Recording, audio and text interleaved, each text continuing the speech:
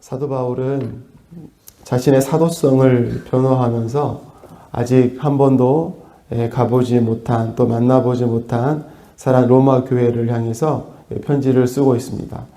그 편지의 서두에 자신이 정말로 로마에 가고자 여러 번 시도했고 또 갈 방법을 또 여러 번 찾았다라고 이야기했습니다. 그렇지만 하나님의 때가 아니었기에 그 길이 열리지 않았음을 이야기했었죠.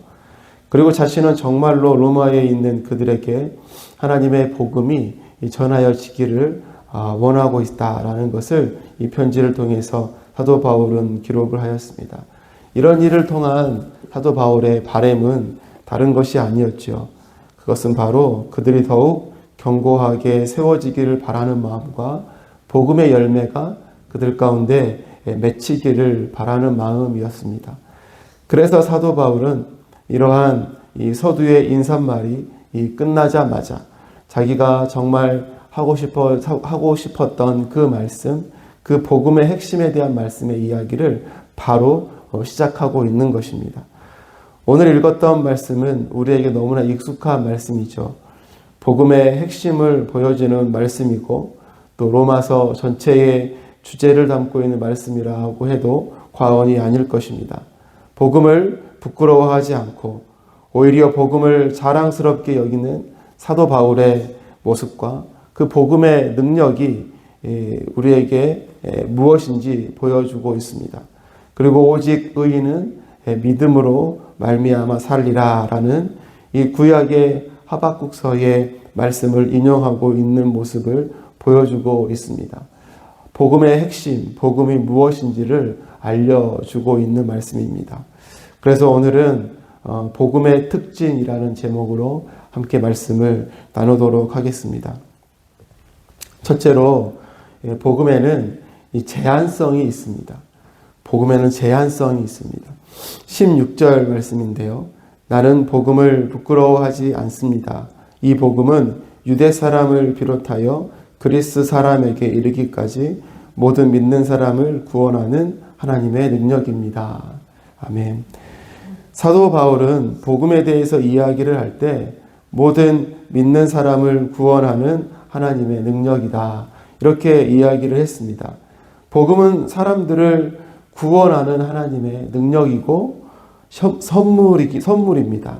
이러한 하나님의 은혜를 누리고 있는 것이 바로 저와 여러분들이죠. 그런데 여러분, 이러한 복음에는 제한성이 있다고 했습니다. 즉 복음이 주는 구원에 제한성이 있다는 거죠. 오늘 말씀을 보시면 그 벽이, 그 한계가 보이실 것입니다. 오늘 말씀은 복음은 모든 사람들을 구원하는 하나님의 능력이다. 여러분, 이렇게 말씀하고 있지 않습니다. 어떻게 말씀하고 있습니까? 복음은 모든 믿는 사람들을 구원한다. 이렇게 말씀을 하고 있는 것이죠. 사도 바울은 복음 안에 있는 하나님의 능력을 믿음과 연결을 시키고 있습니다. 복음은 다른 곳이 아니라 믿음의 영역 안에서만 효과적이다라는 의미인 거죠. 즉 다시 말하면 믿음이 없는 곳에는 구원이 없다는 뜻입니다. 오직 믿음으로 구원을 얻는 것이다. 이 이야기를 해주고 있는 것입니다. 사도 바울은 이처럼 복음 안에 있는 하나님의 능력이 제한적으로 역사하고 있음을 가르쳐주고 있는 것이죠. 복음 안에 있는 구원의 능력은 오직 믿음의 영역 안에서만 나타나는 것입니다. 그렇기에 성도에게 정말 중요한 것이 여러분 무엇이겠습니까? 하나님을 향한 믿음임을 우리는 늘 기억해야 할 것입니다. 또한 복음의 특징이 무엇인가? 둘째로는요, 복음에는 보편성이 있습니다. 우리 16절 말씀을 다시 한번 읽겠는데요. 나는 복음을 부끄러워하지 않습니다.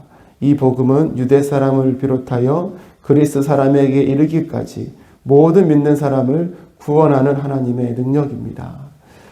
복음의 또 다른 특징이 바로 보편성입니다. 방금 읽은 16절의 말씀을 보십시오. 이 복음은 유대 사람을 비롯하여서 그리스 사람에게 이르기까지라고 말씀하고 있습니다. 모든 믿는 사람들에게 구원이 되는 하나님의 능력의 말씀임을 이야기해 주고 있는 것이죠. 즉 유대인이든지 그리스 사람이든지 누구든지 제한 없이, 인종의 차별이 없이, 민족의 차별이 없이, 국가적인 차별이 없이, 빈부와 이런 남녀노소를 가리지 않고 누구든지 믿는 자들은 다 여러분 구원을 누리게 된다는 것이죠.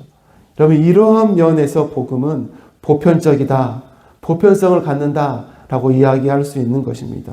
누구든지 믿기만 하면 구원을 얻기 때문이죠. 이처럼 복음은 믿는 일부의 사람만이 아니라 믿는 모든 사람들을 구원하는 것입니다. 이것이 복음의 특징인 것이죠.